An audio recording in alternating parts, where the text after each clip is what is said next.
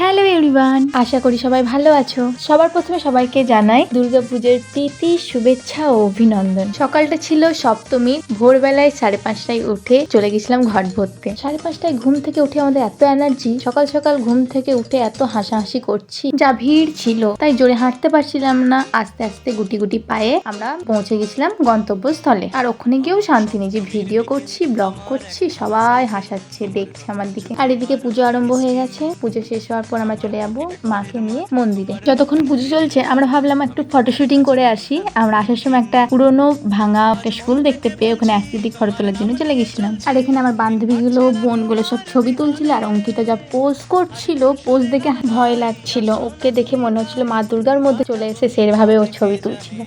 Bore হয়ে গেছি, নিয়ে পাথরের উপর বসে আছি, কি করবো। আর ওখানে এখনো ফটো শুটিং চলছে, আমরা শেষ হয়নি।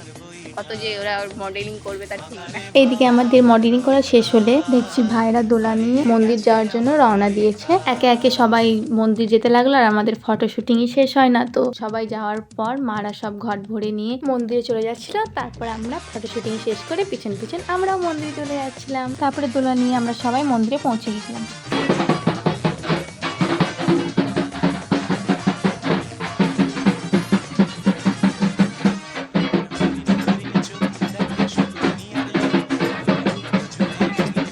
আর এখানে আমার ইউটিউব চ্যানেলে ব্লগ পার করে আমার ব্লগগুলো দেখা হচ্ছিল আর আমি খুব খুশি হচ্ছিলাম। কিছুক্ষণ মন্দিরে থাকার পর আমার স্কুল ফ্রেন্ড আর কলেজ ফ্রেন্ড সবাই মিলে একসাথে চলে গেছিলাম এডুকেশন কলোনির ঠাকুর দেখতে। বন সংরক্ষণের ওপর আমাদের এই থিমটা ছিল। কিছুদিন আগেই দেখেছি যে জঙ্গল কেটে দেওয়া হচ্ছিল, সেই দৃশ্যটাকে ফুটিয়ে দেওয়ার চেষ্টা করেছে। আমার তো ভালোই লেগেছে থিমটা। তোমাদের কেমন লেগেছে নিশ্চয়ই কমেন্টে জানিও।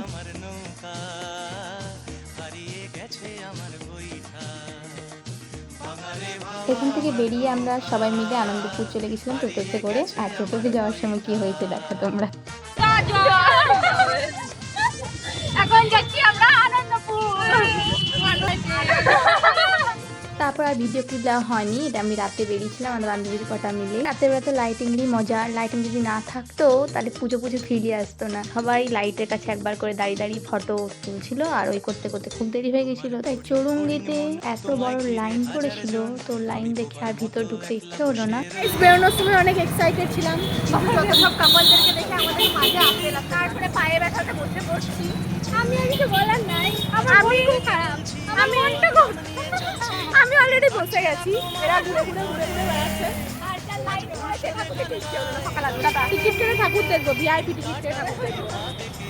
তাই রাস্তাতেই আরেকটা ঠাকুর ছিল, সেই ঠাকুরটা দেখতে চলে গেছিলাম। আর ঠাকুরটাও সুন্দর করেছিল, থিমটাও করেছিল সুন্দর। বাইরে থেকে থিমটা নেওয়া হয়নি, কারণ বাইরেও দাঁড়ানো যাচ্ছিল না, রাস্তার সামনে ছিল প্যান্ডেলটা, তো প্যান্ডেলটাও বাইরে থেকে দারুণ করেছিল। ওখান থেকে বেরিয়ে আবার মাঝখানে আমাদের লাইট পছন্দ হলো, লাইটের মাঝখানে আবার সেলফি ফটো তুলতে স্টার্ট। আমি ওদেরকেও বলছি তাই না, আমিও আগে তুলে নিয়েছি। তারপরে আমি একটু বোর হচ্ছিলাম, হাঁটতে হাঁটতে পায়ে ব্যথা হয়ে গেছিলো, তাই আর একটা ঠাকুর দেখে বাড়ি চলে গেছিলাম। তো এরকম আরো পুজোর ব্লগ দেখার জন্য আমাকে লাইক, কমেন্ট, সাবস্ক্রাইব করে দিও। টাটা।